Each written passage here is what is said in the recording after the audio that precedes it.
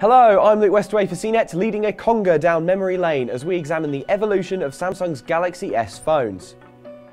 Samsung has just revealed the Galaxy S4, a smartphone powerhouse that seems like a surefire hit, and more than capable of going toe-to-toe with Apple's iPhone.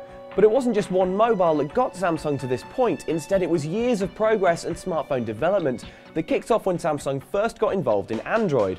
Cast your mind back to June 2009. It was in this month that Samsung's first Android phone was released. The i7500 was also known as the Samsung Galaxy and had a 3.2-inch display and a 5-megapixel camera.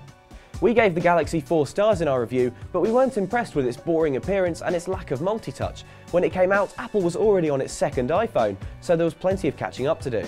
1 year later though, Samsung had made a lot of progress. The Galaxy S established a new line of high-end smartphones to distinguish Samsung's best efforts from its mid-range mobiles, and it blew us away with a 4-inch Super AMOLED display. That doesn't seem like much by today's standards, but a few years ago it was an absolutely massive screen, an early indicator of Samsung's lust for bigger and bigger phones.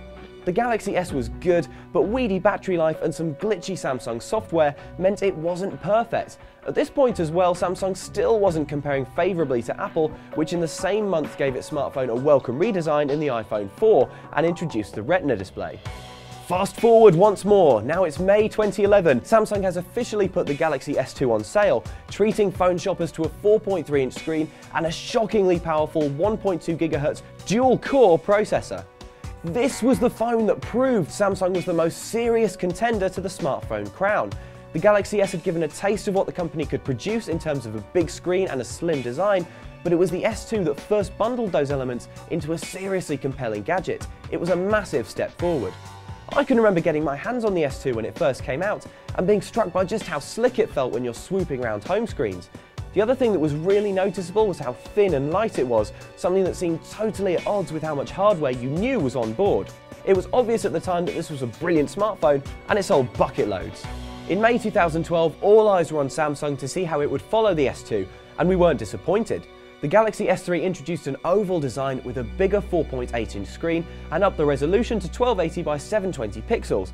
Inside, it was powered by a 1.4 GHz quad-core processor.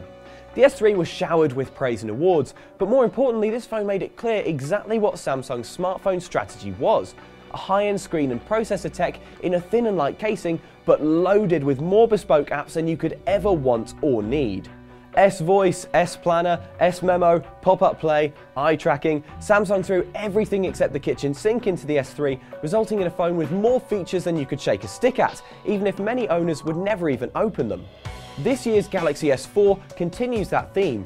Design-wise, not a lot has changed, though the screen is now 5 inches and has a 1080p resolution. There's no end to the new apps on board though, including the calorie-counting S-Health, more eye-tracking features, gestures for controlling the phone without making contact with the touchscreen, and an obscene number of new camera tricks. So, what does this S phone evolution tell us?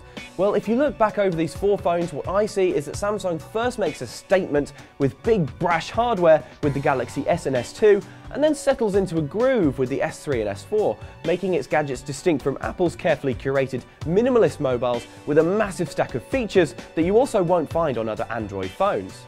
Looking to the future, Samsung obviously continues to face stiff competition from the iPhone, but it could be caught unawares by Google, which surprised us all last year by making the very powerful, very cheap Nexus 4, which runs an untouched version of Android.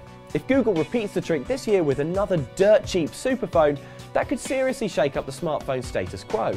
Which is your favourite Galaxy S phone, and what do you want to see in the Galaxy S5? Let me know. I'm Luke Westaway for CNET, and this was the evolution of Samsung's Galaxy S phones.